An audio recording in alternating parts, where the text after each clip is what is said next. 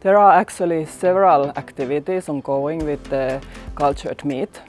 There are pork, beef, but also fish cultures. So the status at the moment is that nothing is on the market yet, because there is the novel food regulation they need to go through, and the other thing is that they need to scale up. So the technology is still under development, but a lot of is ongoing.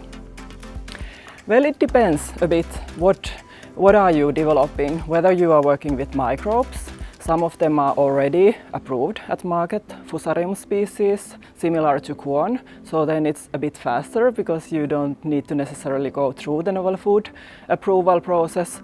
But then if you work with animal cells or plant cells, for instance, then definitely you need to go through the regulatory things, and also I would say the technology development takes more time compared to the microbial processes, for instance.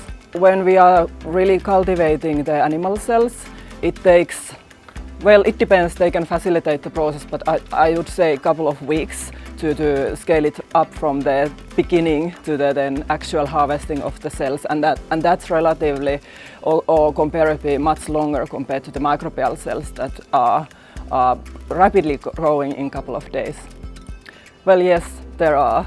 So most of these solutions, cell-based solutions, need to go through the approval process, the novel food approval, to check the safety of the products before they can enter the market.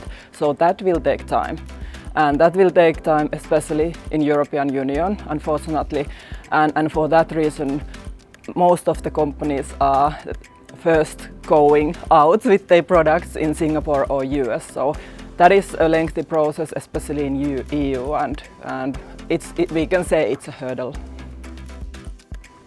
There are still a long way to go to scale these technologies up, especially building the infrastructure to make these ingredients really as a bulk ingredient, so that we can really generate the impact that we are foreseeing with cellular agriculture.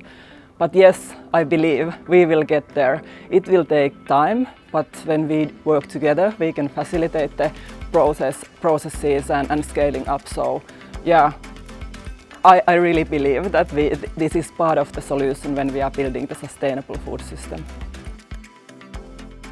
There is already enough early adopters, I feel, and also one consumer scientist just said that there is such a nice amount of these early adopters that are ready to just start eating these products, that it's enough in the beginning, because like we all know, we need to scale these technologies up and build the infrastructure. So these early adopters come first, and then the others will follow.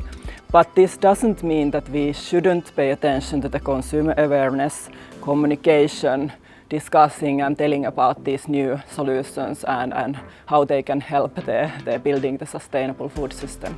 This is about economy of scale, so definitely when we are scaling up, also the affordability of these products is there.